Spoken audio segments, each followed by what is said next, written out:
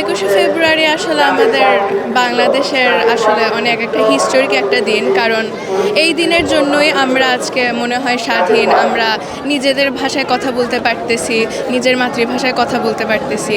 এই দিনটা যদি না আসতো তাহলে আমার মনে হয় না আমরা এই ভাষায় কথা বলতে পারতাম, অথবা এই শহীদ মিনারের সামনে আমরা দাঁড়াতে পারতাম। এই ভাষা দিবসের জন্যই আমরা অনেক আমার কাছে ব্যক্তিগতভাবে এটি একটি ত্যাগ, আমার অহংকার, আমার দেশের ভাষা শহীদরা এই ভাষাটিকে রক্ষা করার জন্য তাদের প্রাণ দিয়েছিলেন, তাদের বুকের রক্ত ঝরিয়েছিলেন। তার বিনিময়ে আমরা এই মাতৃভাষা পেয়েছি, যে ভাষাটা আমরা জন্মের পর মায়ের কাছ থেকে শিখেছি, যে ভাষার প্রতি মাধুর্যতা অনেক বেশি।